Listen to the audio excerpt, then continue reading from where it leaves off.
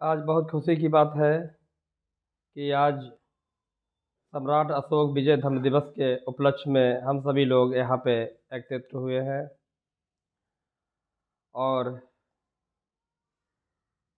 जैसा कि मालूम होना चाहिए कि आज से लगभग 2 या 2,500 वर्ष पूर्व हमारे सम्राट, हमारे महापुरुष, हमारे वंश के लोग विजय धम्म दिवस मनाया करते थे, वो पर्व मनाया करते थे। और उसमें हमारे महाराजा, राजा और हमारे समाज के बहुजन सभी लोग बढ़ चढ़ कर के भाग लिया करते थे। राजा खुद उस प्रोग्राम में शामिल हुआ करते थे, जुलूस निकाला करते थे, घर में एक खुशी का पर्व मनाया जाता था। आज फिर कई हजार साल बाद हमारे समाज के कुछ चिंतक हुए हैं जिन्होंने इतिहास को पढ़ा है, इतिहास को समझा है और फिर अपने महापुरुषों के, अपने सम्राटों के पद चिन्हों पर लौट आए हैं। ये बहुत खुशी की बात है कि आज यहाँ पे कई समाज के लोग एक बैनर तले इकट्ठे हुए हैं। आज हम एक ऐसे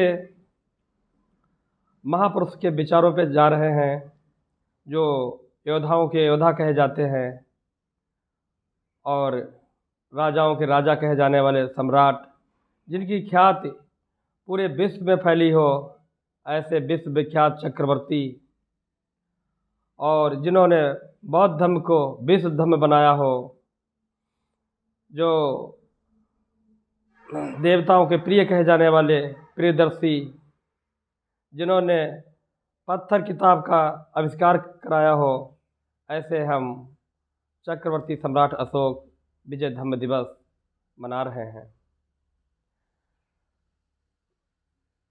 सबसे पहले जब सम्राट अशोक ने धम्म ग्रहण किया था, बौद्ध धर्म ग्रहण किया था, तब से ये हमारा पर्व स्टार्ट शुरू हुआ था।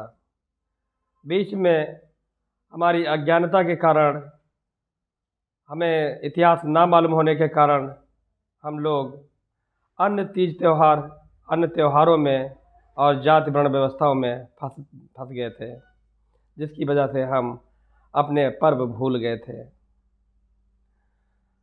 अपनी बात पूरी करने से पहले मैं समाज में जन्मे ऐसे महापुरुष, जिनकी योगदान से, जिनके प्रयास से आज हमारा जीवन में बदलाव देखने को मिला है, मैं ऐसे महापुरुषों को मैं इस मंच से उनको नमन करना चाहता हूँ, उनका अभिवादन करना चाहता हूँ। सबसे पहले जिन्होंने मानवता का पाठ पढ़ाया, मानव को प्रेम करना सिखाया, सभी जीवों पर दया की भावना रखी, सभी को एक समान समझा, ऐसे हैं तथागत बुद्ध। तथागत बुद्ध के विचारों को आगे बढ़ाने वाले, तथागत बुद्ध के वंशज कहे जाने वाले, संतों के संत, संतों के ध्रुव तारा कहे जाने वाले एक महान कवि, एक विद्वान, एक बड़े आलोचक, ऐसे हैं संत शिरोमणि रविदास। साथ में ही हम ऐसे महापुरुषों का नाम लेना चाहता हूँ, उनका अभिवादन करना चाहता हूँ, जिन्होंने गरीबों का, वंचितों का आवाज़ उठाई, आखंडवाद पाखंडवाद को घोर विरोध किया और सबसे पहले उन्होंने स्कूलों का निर्माण कराया। भारत के राष्ट्रपिता कहे जाने वाले, महात्मा कहे जाने वाले महात्मा ज्योतिबा फुले, राष्ट्रपिता महात्मा ज्योतिबा फुले। ऐसे ही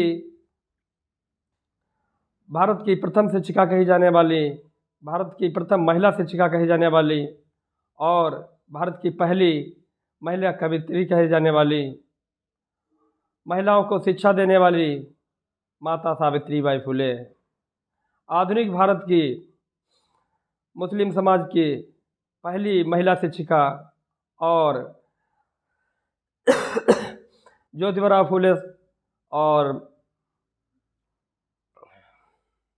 सावित्री फुले की पूरी मदद करने वाली बहन फातिमा शेख। ऐसे ही हमारे समाज में जन्मे इन लोगों का योगदान रहा है और उनका उपकार हमारे ऊपर रहा है। हमें उन लोगों को नहीं भूलना चाहिए। ये कोई एक जात समाज से नहीं आते हैं, ये कोई इन्होंने एक कोई विशेष जात को नहीं देखा है, सभी वर्गों का, सभी लोगों के कल्याण के लिए कार्य किया है। हम ऐसे लोगों को नहीं भूलना चाहिए। ऐसे ही श्रृंखला में आते हैं ईवी रामास्वामी पेरियार, जिन्होंने अंधविश्वास को, पाखंडवाद को, ईश्वरवाद को घोर विरोध किया है, घोर विरोध किया है। ऐसे हैं ईवी रामास्वामी पेरियार। और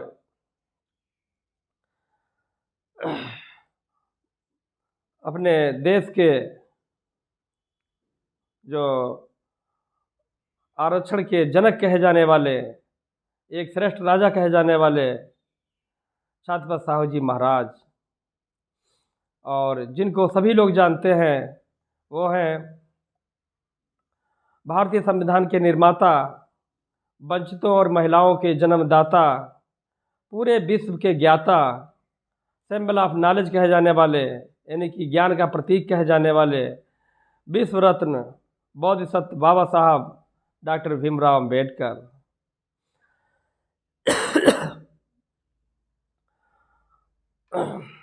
राजनीति के कवि कहे जाने वाले और उत्तर भारत के अम्बेडकर कहे जाने वाले रामस्वरूप वर्मा, बिहार के लेनिन कहे जाने वाले बाबू जगदेव प्रसाद, फर्रुखाबाद के बाबा साहब के काफ़ी साथ में सहयोग देने वाले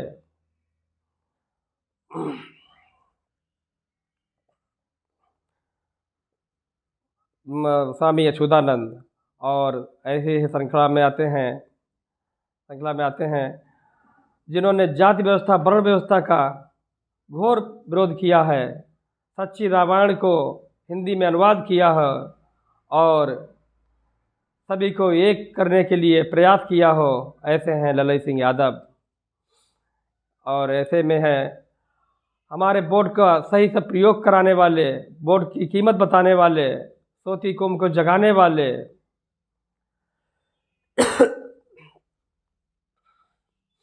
साहबों को साहब कहे जाने वाले और SC ST OBC को एक कराने वाले, ऐसे हैं मानवा साहब, कांसीराम साहब। तो ऐसे महापुरुषों को हमें नहीं भूलना चाहिए और उनके हमें बराबर उन्हें याद रखना चाहिए। उनके उपकार से ही, उनके योगदान से ही आज हमारे समाज में बदलाव देखने को मिला है। ऐसे महापुरुषों को, और भी ऐसे महापुरुष हैं, इनको मैं सबको नमन करता हूँ, उनका मैं वंदन करता हूँ, अभिनंदन करता हूँ। इस मंच से उनको मैं सम्मान करता हूँ। साथ में ही इस प्रोग्राम के जो भी आयोजक हैं, सहयोगी हैं, जिन्होंने सबसे पहले ये चेतना उनके अंदर आई है कि हमारे पूर्वजों के क्या पर्व हैं, हमारे कौन से पूर्वज हैं, और उन्होंने जो एक आयोजन किया है, ऐसे लोगों को वो लोग वास्तव में धन्यवाद के पात्र हैं, साधुवाद के पात्र हैं। साथ में ही उनको मैं धन्यवाद देता हूँ, इस बात के लिए मैं आभारी हूँ और उनके लिए जो उन्होंने मुझे आमंत्रित किया है और इस मंच पर मुझे बोलने का एक अवसर दिया है। यहाँ पर बैठे हुए सभी भाई बंद, उपासक उपासिकाएँ और बच्चे, सभी को मेरा नमो बुद्धाय, जय भीम। आज अशोक विजय धम्म दिवस हम लोग मनाने के लिए एकत्रित हुए हैं। बहुत खुशी की बात है कि कई साल बाद हम लोग आज अपने महापुरुषों के पद चिन्हों पर चलते हुए दिखाई दे रहे हैं। इससे पहले हम अपने महापुरुषों को भूल गए थे और अपने पर्व जो हैं उन्हें भी भूल बैठे हैं। इसका कारण ये है कि हमें अपने इतिहास को ना मालूम होना और ना ही अपनी इसकी रुचि रखना, इतिहास को ना जानना इसका एक मुख्य कारण रहा है। हमें बताया जाता है जो भी हमारे समाज के, हमारे वंश के राजा हुए हैं, उनको हमें दूर किया गया है यह बता कर के ये राजा दुराचारी थे, ये राजा हत्यारे थे, ये राजा बहुत ही निर्दयी थे, ये बहुत भगवान को ना मानने वाले थे। ऐसी कहानियाँ बता के हमें अपने महापुरुषों से, अपने सम्राटों से, अपने इतिहास से हमें दूर किया जाता रहा है। ना तो हमें किसी ने सही से कहीं बताया है और ना ही तो सही से मुझे इतिहास में ऐसे मिलता है मुझे। या तो हमें उनको दुराचारी बता करके, या तो उन्हें बहुत अन्याय राजा बता करके हमें दूर किया गया है, या तो उन्हें हमें जाति वर्ण व्यवस्था के अनुसार हमें दूर किया गया है। जैसे कि हम जब छोटे थे तो मेरे पिताजी मुझे हिरण्यकश्यप के बारे में बताया करते थे, मुझे आज भी याद है। तो बताया करते थे हिरण्यकश्यप बहुत दुराचारी राजा था, हिरण्यकश्यप बहुत ही निर्दयी राजा था। जबकि हकीकत ये है, वास्तविकता के कुछ और है। ऐसा ही हमें लग रहा आज भी कुछ लोग अपने घरों पे अपने बच्चों को बताते होंगे, क्योंकि ये ना तो उन्होंने किताब में पढ़ा, बस सुना सुनाया हमें बताया करते थे। अगर वो भी सही से पढ़ते, उसको समझते, पूरा इतिहास पढ़ते तो समझ में उनके आता, लेकिन उन्होंने पढ़ा नहीं था, किसी से सुना था, वही सुन के मुझे बताया करते थे कि हिरण्यकश्यप बहुत ही दुराचारी राजा था और उनका लड़का जो है वो भगवान को मानने वाला था। ये बात दूसरी हो जाएगी, हम अपने बिंदु से भटक जाएंगे, लेकिन साट कर फिर भी बताना चाहते हैं कि आपको इतिहास पढ़ने की ज़रूरत है, सही से जानकारी लेने की ज़रूरत है, तर्क करने की ज़रूरत है। हिरण्यकश्यप हरदोई के राजा थे और हरदोई का पुराना नाम हरिद्रोही था, जहाँ भगवान को ना मानने वाला था। वास्तव में हिरण्यकश्यप भगवान को तो नहीं मानते थे। भगवान का मतलब ये नहीं है जो ईश्वर हो उन्हें नहीं मानते थे, लेकिन यहाँ पे कुछ ऐसे लोग हुए थे वो अपने को भगवान कहलवाते थे कि ये भगवान है, इन्हें मानो। तो ये लोग नहीं मानते थे और उनके छल कपट से उनकी मर्डर किया जाता है और हमको ये बता दिया जाता है कि ये बहुत दुराचारी राजा था, इसलिए इसकी मृत्यु की, इसके मर्डर किया गया, इसका इसलिए भगवान ने इनको दंड दिया है। ऐसे भी कई और राजा हैं जिनको हमारे समाज में, हमारे, यदि आज हम उन राजाओं को सही से जान जाते, पहचान जाते, तो हमारे बच्चे और हम गर्व करते, फ़र्क करते कि हमारे वंश के ऐसे लोग हुए हैं। लेकिन नहीं, हम उनको सही से समझ ही नहीं पाए हैं। राजा बलि हमारे समाज के राजा थे, उनको भी छल कपट से मारा गया था। लेकिन नहीं हम जानते हैं राजा बलि भी हिरण्यकश्यप के ही परिवार के थे, उनके प्रपौत्र थे। हिरण्यकश्यप के बेटे का नाम था प्रहलाद, प्रहलाद के बेटे का नाम था विमोचन, विमोचन का लड़का था राजा बलि। और ऐसी श्रृंखला में और भी ऐसे राजा हैं जिनको हम बताना चाहते हैं। महेश्वर यादव वंश का बहुत अच्छे, बहुत बलशाली राजा था, बल छल कपट से मारे गए हैं। लेकिन हमारे ओबीसी के भाई अपने राजाओं को नहीं पहचानते हैं। ऐसे ही राजा हमारे नंद वंश के हुए हैं जिनका नाम है धनानंद। धनानंद धनानंद नाई बिरादरी के राजा थे और उनको भी छल कपट से चाणक्य ने उनको मरवाया था। चाणक्य ने उनको चंद्रगुप्त मौर्य के हाथों से मरवाया था। लेकिन हम नहीं जानते हैं, नहीं जानते हैं। ऐसे ही राजा बृहद्रथ हुए हैं जो मौर्य वंश के आखिरी राजा हुए हैं। बृहद्रथ मौर्य जो मौर्य वंश के 10वें राजा हुए हैं, उनको भी छल कपट से पुष्यमित्र संघ ने मारा है। लेकिन आप नहीं जानते हैं, ये मानते हैं कि किसी ने किताब में लिख भी दिया है कि बहुत दुराचारी राजा था, बहुत बेकार राजा था, बहुत अन्याय प्रति राजा था। जबकि हकीकत ये है, ये सभी लोग जो हैं बहुत ही बौद्धिस्ट राजा हुए हैं, बौद्ध को मानने वाले थे, धम्म को मानने वाले थे और अपनी प्रजा को बहुत खुश रखने वाले राजा थे, बहुत खुशहाली जीवन देने वाले राजा थे। लेकिन हमको सही से नहीं मालूम होने के कारण आज हम उन राजाओं से, अपने महापुरुषों से दूर हो रहे हैं। ऐसे ही हमारे समाज में और भी महापुरुष जन्मे हैं जिनका बहुत ही योगदान रहा है। उनका विदेशों में लोग उनको पसंद करते हैं, विदेशों में उनकी पूजा की जाती है, विदेशों में उनका सम्मान किया जाता है। लेकिन हमारे देश के लोग और उनको जाति वर्ण व्यवस्था की वजह से उनसे दूर बैठे हुए हैं, दूर दूर किए गए हैं। तो हमें अपने इतिहास की जानने की ज़रूरत है और अपने समाज में जन्मे हुए राजाओं को पहचानना है। जो हमारे पर्व मनाए जाते थे उनको हमें मनाना है। और जो हम इन पर्वों से इसलिए दूर हो गए हैं, इसका कारण यही रहा क्योंकि हम लोग जाति वर्ण व्यवस्था में फंसे हुए हैं और बाकी सब बच्चे हैं जो त्यौहार मनाने लगे हैं। त्यौहार का मतलब होता है तुम्हारी हार, जिसमें तुम्हारी हार होती है उसको आप मनाने लगे हैं।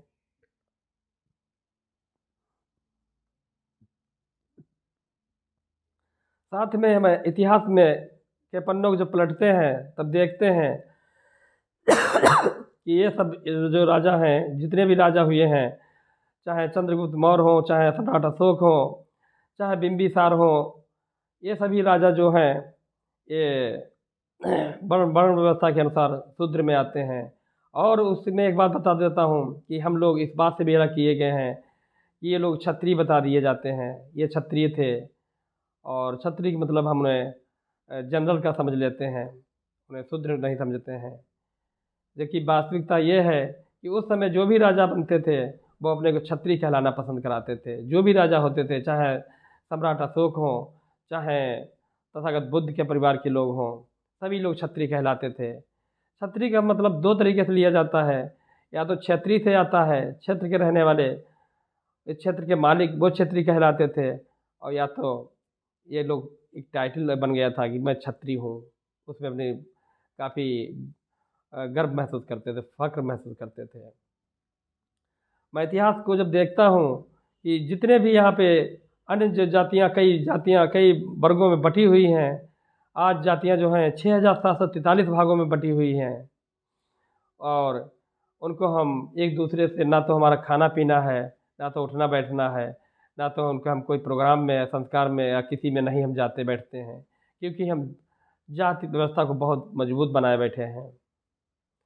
दलाई सिंह यादव, ज्योतिबाराव फुले, ज्योतिबाराव फुले, बाबा साहब डॉक्टर भीमराव अम्बेडकर, सभी ने बताया है कि ये आप सभी लोग, ज्योतिबाराव फुले, छत्रपति साहू जी महाराज और ऐसे तमाम महापुरुष हुए हैं जिन्होंने इस बात को समझाने का बहुत प्रयास किया है।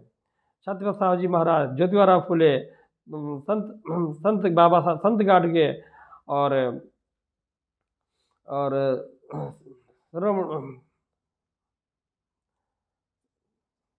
संत शिरोमणि रविदास, इन सभी ने हमें बहुत प्रयास किया है कि आप सभी लोग एक ही वंश के हो, आप सभी लोग एक ही परिवार के हो। जब हम इतिहास देखते हैं, लेकिन हम लोग पढ़ते नहीं हैं, इसलिए हम क्या जानते हैं, हम नहीं जान पाते हैं। हम जब इतिहास के पन्नों में देखते हैं कि चाहे वो कुशवाहा हो, काछी हो, पटेल हो और गडरिया हो, और भी जैसी जातियाँ ओबीसी में आती हैं और एससी में आती हैं, सब एक ही परिवार की हैं। इसके जब इतिहास को मैं सही से समझता हूँ तो देखते हैं कि ये शाक्य वंश कैसे बना है, मौर्य वंश कैसे बना है, कुशवाहा कैसे बने हैं, इस पर मैं थोड़ा प्रकाश डालना चाहता हूँ।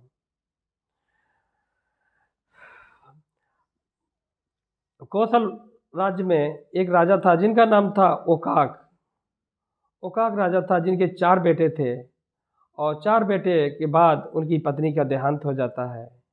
राजा ओकाक दूसरी शादी करते हैं और दूसरी शादी होने के बाद एक बच्चे का जन्म होता है। उस बच्चे का नाम जंतु रखा जाता है। राजा ओकाक बहुत खुश होते हैं और अपनी पत्नी से कहते हैं, एक दिन कहते हैं, आपको कोई वचन मांगना हो आप मांग सकती हैं, मैं आपसे बहुत खुश हूँ। रानी वचन में मांगती है कि चारों लड़कों का निष्कासन किया जाए, इस देश से, इस राज्य से बाहर निकाले जाएं, और ताकि मेरा लड़का आगे शासक बन सके। ये जब की बात है, ये बुद्ध से बहुत पहले की बात है, बुद्ध से भी बहुत पहले की बात है। तो राजा ओकाक परेशान तो होते हैं, दुखी होते हैं, लेकिन बचन के लिए बहुत अटल होते हैं। फिर भी उस समय लोग, जो भी राजा होते थे, जो भी लोग होते थे, वचन जो देते थे, वचन के बहुत ही अटल रहते थे, बहुत पक्के रहते थे। राजा ओकाक, उसी समय से एक कहावत भी चलाई है, रघुरुत रीत सदा चली आई, प्राण चल जाए पर बचन न जाए। रघुरुत रीत सदा चली आई, प्राण जाए पर बचन न जाए। तो राजा ओकाक वचन को पूरा करते हैं। उन 4 लड़के को, जो उनके 4 लड़के होते हैं, उनको अपने क्षेत्र से, अपने राज्य से निकालने का आदेश देते हैं। वो लड़के एक ऐसे वहाँ से जाते हैं, एक ऐसे स्थान पे पहुँचते हैं जहाँ पे रोहिणी नदी होती है, घना जंगल होता है, पहाड़ी होती है। उस स्थान पर वो अपना निवास स्थान बनाते हैं। वहीं पास में, उसी स्थान पे कपिल मुनि रहा करते थे किसी समय में। लड़के काफ़ी होनहार होते हैं, काफ़ी योग्य होते हैं, और उस जंगल को साफ करके, उस जगह को साफ करके एक अच्छा सा अपना वहाँ पे निवास स्थान बना लेते हैं। धीरे धीरे वहाँ पर और लोग भी रहने लगते हैं, एक नगर का स्थापना हो जाती है। कुछ साल बाद, कई सालों बाद, राजा को याद आता है कि मेरे 4 लड़के थे, आज वो कहाँ होंगे, किस हालत में होंगे। उनको देखने की उनको एक आशा आती है, एक लालच लालच आता है, एक आने देखने के उनके लिए एक जिज्ञासा आती है। राजा जब उनके लिए मिलने के लिए बात करते हैं और अपने सैनिकों को आदेश देते हैं कि पता लगाओ मेरे वो लड़के कहाँ हैं। पता चलता है, राजा खुद वहाँ उनसे मिलने जाते हैं। वो चारों लड़के बहुत खुशहाल जीवन जी रहे होते हैं, एक अच्छे स्थान पर रह रहे होते हैं। तभी राजा ओकाक उन लड़कों को जब मिलते हैं और देखते हैं, तो पहला शब्द बोलते हैं, आप लोग शाक्य हो, आप लोग शाक्य हो। शाक्य शब्द जो है पाली शब्द है, और इसका मतलब ये है कि जो इंसान सभी काम करने में सक्षम हो, वो शाक्य कहलाता है। तो वहीं से वहाँ पे रहने वाले लोग शाक्य वंश के नाम से जाने जाने लगे हैं। कुछ विद्वानों का मानना है कि वहाँ पे शाक्य वृक्ष ज़्यादा थे, इसीलिए वो लोग शाक्य कहे जाते थे। तो शाक्य शब्द की उत्पत्ति यहीं से होती है। और राजा सिद्धोधन के बेटा सिद्धार्थ गौतम वहीं से बिलोंग करते हैं, वहीं से संबंध रखते हैं। वो भी शाक्य वंश के ही जाने जाते हैं। आगे देखते हैं हम, मौर्य वंश कहाँ से आ जाता है। शाक्य वंश के ही लोग मौर्य वंश के कहे जाते हैं। शाक्य वंश के ही लोग मौर्य वंश कहे जाते हैं, जिसमें चंद्रगुप्त मौर्य आते हैं। और शाक्य वंश जो है श्रावस्ती, वो कपिलवस्तु में, वहाँ पे लोग शाक्य वंश के जाने जाने लगे। और कुछ साल बाद वहाँ पे कोई राजा के द्वारा वहाँ पे आक्रमण होता है, अटैक कर दिया जाता है, जिससे भयभीत होकर के वहाँ के कुछ निवासी लोग पीपली बन चले जाते हैं। कुछ लोग पीपली बन चले जाते हैं, और वो एक ऐसा स्थान होता है जहाँ पे काफ़ी मोरों का निवास होता है, काफ़ी मोर वहाँ देखे जाते हैं। वहाँ जब वो रहते हैं, तो मोर की ज़्यादा संख्या होने के कारण वो लोग मोरी मोरी कहलाने लगे। मोरी कहलाने लगे, और मोरी शब्द बढ़ते बढ़ते, सही होते होते वहाँ पे लोग मौर्य वंश के कहलाने लगे। बाद में इसको मौर्य वंश कहलाने लगे। मौर्य वंश से ही चंद्रगुप्त मौर्य बिलोंग करते हैं। तो ये है जातियों का इतिहास। इस तरीके से हमारे जो जाति हैं, हमारे जो वर्ग हैं, बट जाते हैं, और जबकि पीछे से देखते हैं सब एक ही परिवार से निकल के जाते हैं। इधर शाक्य वंश के बात बता दें, यहाँ पे जो राजा थे वो खुद अपने आप हल चलाया करते थे, और उसमें काम बटे हुए थे लोगों के। जो खेत का काम करते थे वो कुर्मी कहलाते थे, जो घास फूस का काम करते थे वो कुशवाहा कहलाते थे, जबकि सब एक ही वो परिवार के हैं। और भी ऐसे काम हैं। सभी जातियाँ किसी न किसी सब काम से बांटी गई हैं, लेकिन सभी हम एससी ओबीसी एक ही हैं। महार जातियों के बारे में पढ़ते हैं, जिसमें बाबा साहब जिस जाति से बिलोंग करते हैं। महार जाति उनको कहा गया था जो लोग बहुत काम में माहिर हुए थे, जो सभी काम करने में माहिर होते थे उनको माहर कहा जाता था। तो ऐसे ही हमारी जातियाँ, हमारे नाम बदल गए हैं और हम लोग इतने अंधविश्वासी हो गए हैं, इतने पाखंडवाद में फंसे हुए रहते हैं कि उन जातियों को बहुत जोर देते हैं और एक दूसरे से बैठना उठना, खाना पीना और शादी विवाह करना दूर कर लिया है। जबकि हमारे जो जितने भी महापुरुष हुए हैं, चाहे वो लल्लई सिंह यादव हुए हों, चाहे ज्योतिबा फुले हुए हों, चाहे संत गाडगे हुए हों, चाहे बाबा साहब डॉक्टर बी आर अम्बेडकर हुए हैं, चाहे राम स्वरूप वर्मा हुए हों, ऐसे ही सभी महापुरुषों ने हमको समझाने का बहुत प्रयास किया है। बहुत कुछ लिखा भी है कि आप लोग एक हो जाओ, आप लोग एक दूसरे का सहयोग करो। तथागत बुद्ध ने इसीलिए अपना जो धम्म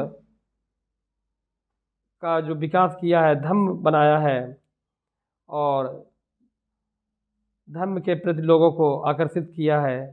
सबसे पहले धम्म की हमें यही नीति है कि हम उसमें सब जाके एक हो जाते हैं, उसमें सभी जातियाँ अलग नहीं रह जाती हैं।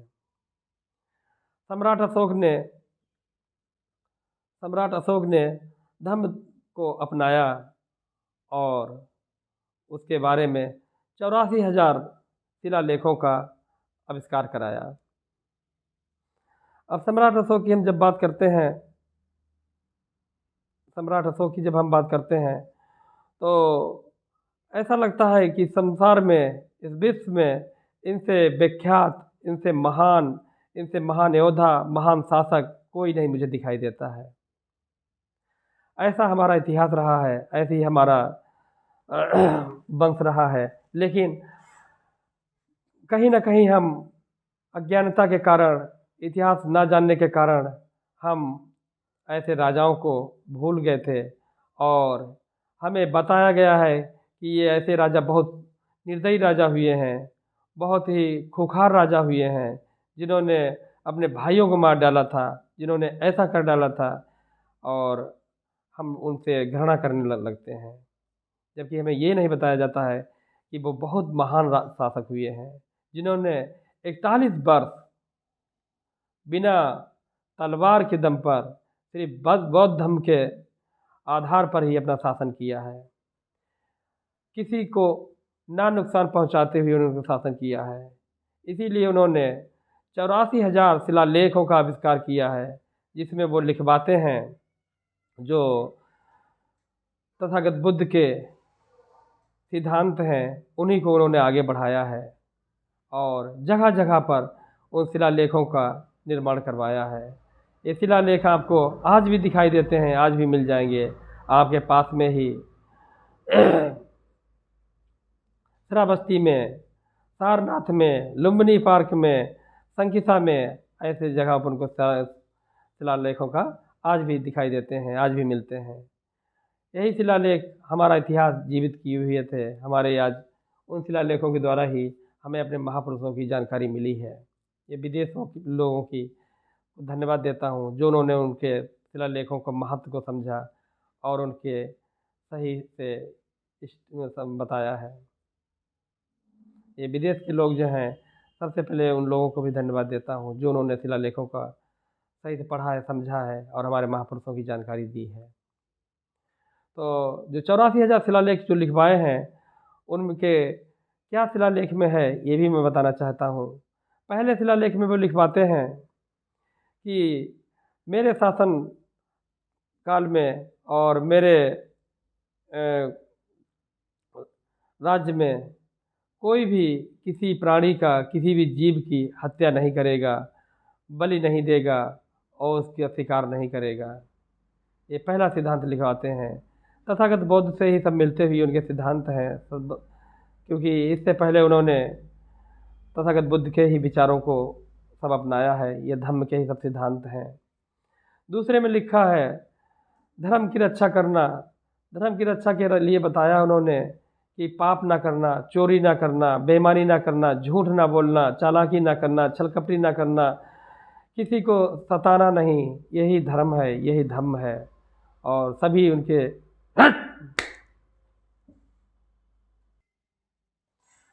दान देना, दया करना, शील का पालन करना, यही धर्म है, यही धर्म है।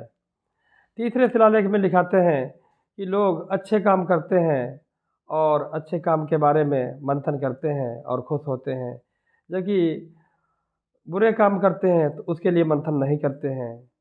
ये तीसरे शिलालेख में लिखाते हैं और ना ही उसका पश्चाताप करते हैं, ना तो वो स्वीकार करते हैं। तीसरे शिलालेख में लिखाते हैं, तृतीय शिलालेख में लिखाते हैं वो, और नहीं, फोर्थ शिलालेख में लिखाते हैं जो शीलवान नहीं है वो धर्म का पालन नहीं कर सकता है। फोर्थ शिलालेख में लिखाते हैं कि जो इंसान शीलवान नहीं है वो धर्म का पालन नहीं कर सकता है। शीलवान का मतलब होता है, शीलवान का मतलब होता है जो इंसान व्यभिचार ना हो, व्यभिचारी ना हो, दुराचारी ना हो, झूठ ना बोलता हो, जो जीव हिंसा ना करता हो, ऐसा इंसान शीलवान कहलाता है। यदि आप शीलवान नहीं हैं तो धर्म का पालन नहीं कर सकते हैं। धर्म का पालन वही करता है जो इंसान शीलवान होता है। धर्म का पालन करना है तो आपको शीलवान बनना है। हर किसी के माँ बहन को माँ बहन की तरह देखना है। दूसरे के बच्चों को अपने बच्चे की तरह प्यार करना है। किसी की मदद ये समझ के नहीं करना है कि हमें इससे लाभ मिलेगा, या लालच कर रख के हमें किसी मदद नहीं करना है। किसी से हमें इसलिए नहीं कुछ करना है कि हमें उससे बहुत बड़ा लाभ होने वाला है। लाभ लोभ को हमें त्याग देना है। हमें ये भी मदद समझ के नहीं करना, ये मेरा बहुत सगा संबंधी है, बहुत मेरा पास का है। ये सब दुख के कारण आपके बन जाएंगे, ये सब दुख के कारण बन जाएंगे। तो किसी भी प्रकार का लालच लोभ त्याग करके ही आप शीलवान बन सकते हो। जो शीलवान है वो धर्म का पालन करता है। पांचवें स्तंभ लेख में बताते हैं, मैंने किसी भी प्राण के पंछी, प्राणी या जंतु को वध न करने का आदेश दिया है, और कोई भी मेरे शासन काल में, मेरे क्षेत्र में कोई भी किसी का वध नहीं करेगा, चाहे वो किसी भी प्रकार का प्राणी हो, चाहे मोर हो, पक्षी हो, कबूतर हो, खरगोश हो, हिरन हो। ऐसे जानवरों का कोई शिकार नहीं करेगा, ना तो उनको वध किया करेगा, ना तो उनकी कोई बलि देगा। सप्तम शिलालेख में कहते हैं कि धर्म का अनुसरण करना ही इंसान का जीवन है, धर्म का ही पालन करना है। धर्म में बताए गए नियम के अनुसार ही हमें चलना है। धर्म के मतलब ये है, जो आप नैतिक कार्य करते हो वो धर्म है, जो अनैतिक कार्य करते हो वो अधर्म है। जो आप अच्छे कार्य करते हो वो धर्म है, जो आप गलत सोचते हो वो अधर्म है। और अपने शिलालेख में लिखाते हैं कि मैं इन शिलालेखों का निर्माण इसलिए नहीं करा रहा हूँ, मैं इन शिलालेखों का निर्माण इसलिए करवा रहा हूँ कि जब तक चांद और सूरज रहेगा तब तक हमारे पुत्र प्रपौत्र, आने वाली पीढ़ियाँ इस धर्म को याद रखेंगे, इस पर बताए गए रास्ते पर चलेंगे, जिससे वो पूरे संसार में ख्याति पाएंगे। दसम शिलालेख में कहते हैं, मैं देवताओं का प्रियदर्शी राजा, मैं अपनी यश और कीर्ति नहीं चाहता हूँ, बल्कि मैं धर्म की यश और कीर्ति चाहता हूँ। और धर्म को आगे बढ़ाने के लिए, धर्म के पालन करने के लिए, धर्म के व्रत का पालन कराने के लिए सबको उत्साहित करता हूँ। यही उनकी एक इच्छा है, यही उनकी एक कामना है। आगे 11वें शिलालेख में कहते हैं, धर्म के समान कोई दान नहीं है, और दास और सेवक के साथ उचित व्यवहार करना, माता पिता की सेवा करना, यानी धर्म से बढ़कर कोई दान नहीं है। अपने उन्होंने लिखा रखा है कि यदि आपने धर्म का पालन कर लिया है तो सबसे बड़े दानी बन जाते हैं।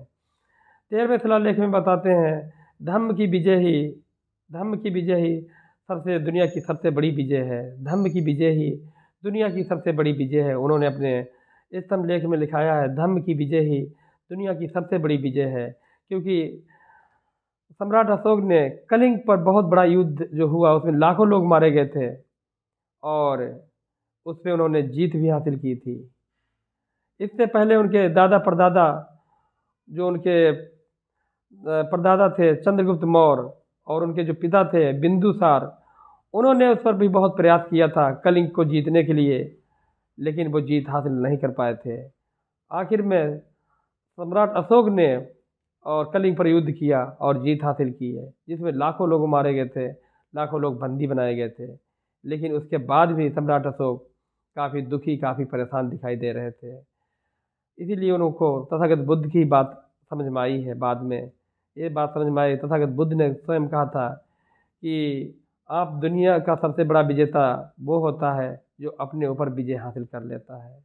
इसी बात को उन्होंने अपने स्तंभलेख में लिखवाया है।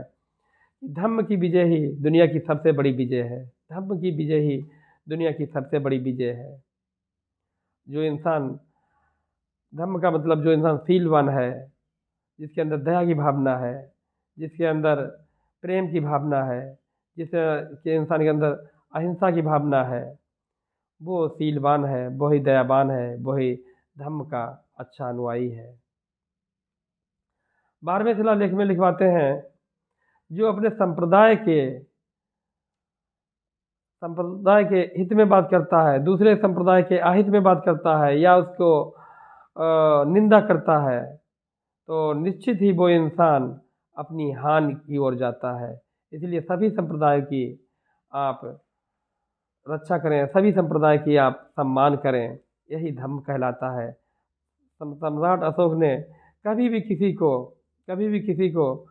किसी भी धर्म पे कुछ जोर दबाव नहीं डाला है कि आप लोग चाहे तो वो समय एक नोटिस लगवा देते सभी लोगों को बौद्ध ही बनना है, लेकिन ऐसा उन्होंने नहीं किया, क्योंकि हमारे धर्म में ऐसी अनुमति नहीं होती है कि बोलो जय भीम, बोलो जबरदस्ती बोलो, बोलो नमो बुद्ध है, ऐसा नहीं बोला जाता है। कि आज तक आपने भी नहीं देखा होगा किसी बौद्धिस्ट को ये कहते हुए ज़बरदस्ती आप पे कहे कि कहो बौद्ध जय नमो बुद्ध है। तो ये हमारा धर्म है। हमारा धर्म जो है पूरी मानवता पर आधारित है। हमारा धर्म जो है पूरा मानवता पर, इंसानियत पर, वफादारी पर, सच्चाई पर, ईमानदारी पर आधारित है। इस धर्म का ही हमें अनुसरण करना है, तभी हम अपने समाज को एक कर पाएंगे और हम अपने समाज को आगे बढ़ा पाएंगे।